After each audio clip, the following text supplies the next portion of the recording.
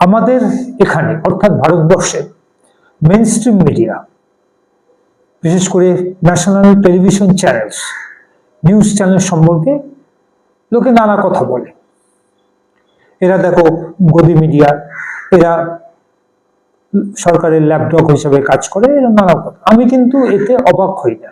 তার কারণ হচ্ছে পৃথিবীতে যেসব জায়গায়, যেসব কান্ট্রিতে ন্যাশনালিস্ট এবং পপুলিস্ট গভর্নমেন্ট আছে, সেসব জায়গায় কিন্তু আপনার ফ্রি প্রেস বলে কিছু নেই। এই ধরনের পলিটিক্যাল লিডার্স যারা ন্যাশনালিস্ট এবং পপুলিস্ট, তারা কিন্তু ফ্রিডম অফ প্রেস পছন্দ করে না, তারা স্ট্রিট প্রোটেস্ট পছন্দ করে না, এবং কনস্টিটিউশনাল বডিজ যেগুলো আছে সেগুলো কিন্তু তাদের নাপসন্দ। তো সেসব জায়গায় আপনি দেখুন একই রকম পদ্ধতিতে কাজ, এবং সেখানে স্টেট টেলিভিশনগুলো তাদের কাজ হচ্ছে সরকারের পক্ষ নিয়ে বিরোধীদের নানা অকথা কুকথা বলা।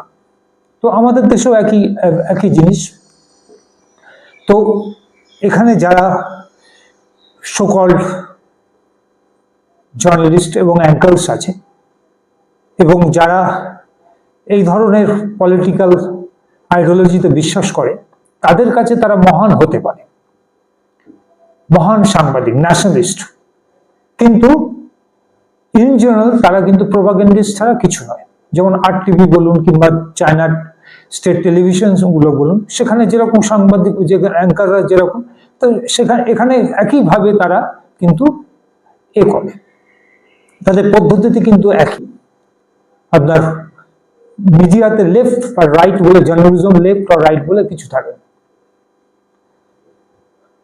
রুলিং গভর্নমেন্টের ওয়াচডগ হিসেবে তারা কাজ করবে, এটাই মিশন অফ জার্নালিজম।